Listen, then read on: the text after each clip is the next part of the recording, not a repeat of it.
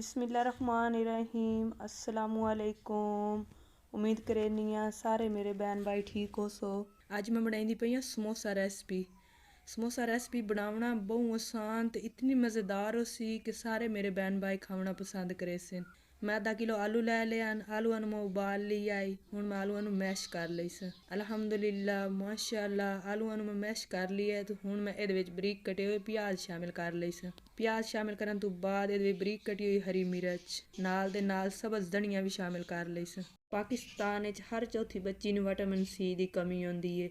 हरा धनिया ज़्यादा तो ज़्यादा इस्तेमाल किया करो ताकि विटामिन सी की जिहड़ी कमी है वो दूर हो जाए।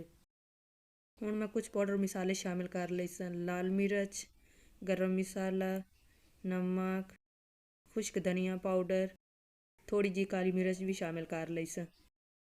पाउडर मसाले शामिल करन तो बाद मसाले मैं चंगी तरह मिक्स कर लई सन। अल्हम्दुलिल्लाह माशाअल्लाह मसाले मैं चंगी तरह मिक्स कर लिया है। कितना खूबसूरत ये मसाला तैयार है। मसाले मैं साइड ते कर लई सन। दूई साइड ते मैं मैदे नूं गुन के रख लिया है ताकि ये सैट हो जाए। मैदे दे विच 1 चम्मच घी दा ते थोड़ा जी नमक पा के मैं गुन लिया है। हुण मैं मैदे नूं 2 हिस्से ते कर लई सन। ये 2 पेड़े बना लई सन खूबसूरत जे।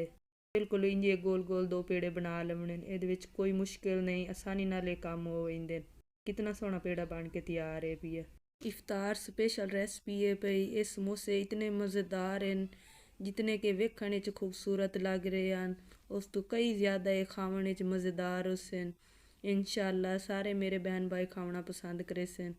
पेड़े मैं बना लैन तो हुण मैं पेड़े नूं बेल लई सा। बिल्कुल रोटी तरह इन बेल लवना, रोटी जितना इन वड्डा कर लवना है भी है। अगर तुहानू मेरी ये रेसिपी पसंद आ रही है तो मेरी इस वीडियो नू लाइक शेयर सबसक्राइब करना ना भुलिया है। बैल आइकन नू भी दबा दिता करो ताकि आवन वाली हर रेसिपी मेरी तुहाडे तक जल्दी पहुँच जाए। अल्हम्दुलिल्लाह माशाअल्लाह रोटी मैं बना लई है। बस इतनी मोटी होनी चाहिए, ना इस तो ज़्यादा मोटी ना इस तो ज़्यादा पतली होनी चाहिए। हुण मैं इहदे उत्ते मसाला ला लई सा जिहड़ा मैं मसाला आलू वाला बना के रखिया है। तुसा मेरी वीडियो कित्थों कित्थों ते किहड़े शहर च वेंदे पए हो तुसी मैनूं कमेंट करके दसना है भी है। तुहाडे कमेंट आउंदे न ते असीं खुश हो वैनी है कि साडे भैन भाई सानूं सपोर्ट कर रहे हैं, साडी वीडियो वेंदे न। तुहाडा कमेंट आ जाए तो सानूं खुशी महसूस होंदी है कि साडी वीडियो साडे भैन भाई वेख रहे हैं। कितना सोहना रोल बनदा पिया। बिल्कुल इसे तरह तुसी रोल कर लवना है रोटी नूं।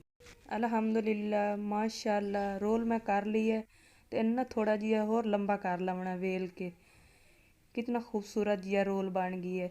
हुण मैं छुरी नाल कट कर लई सा। बिल्कुल इसी तरह तुसें कट कर लवना, इहदे विच कोई मुश्किल नहीं है भई। मेरे कोल छुरी मट्ठी आई इस वजह तो ना थोड़ी जी कटिंग च मुश्किल हो रही। छुरी तेज़ होवे तो उहदे नाल कटिंग इतनी आसानी नाल होवे सी इंशाअल्लाह।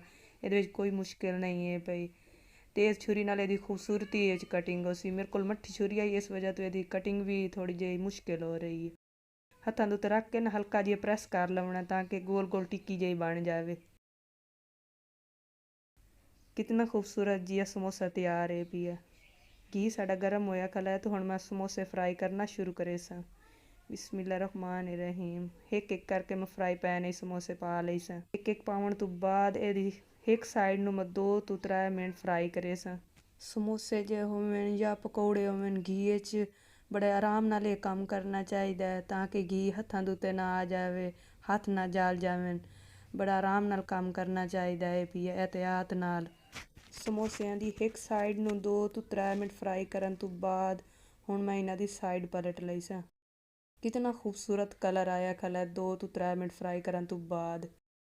मेरे भैन भाइयों ने मैनू कमेंट करना है, मैनू ये दसना है कि मेरी समोसा रेसिपी तुहानू किहो जी लगी है। इंशाअल्लाह मैं अपने भैन भाइयों को कमेंट का जवाब दे सा कि मेरी समोसे की रेसिपी तुहानू किहो जी लगी है। अल्हम्दुलिल्लाह माशाअल्लाह समोसिਆਂ ਦਾ कलर चेक करो कितना खूबसूरत ते सोहना कलर आया खला। समोसे मैं फ्राई कर लैन तो हुण मैं बाहर कढ़ लई सा। बिस्मिल्लाहिर्रहमानिर्रहीम। माह रमज़ान तो हर घर तलियां हुई चीज़ां बनदियां लेकिन तुसा ये वाली रेसिपी ज़रूर ट्राई करनी है।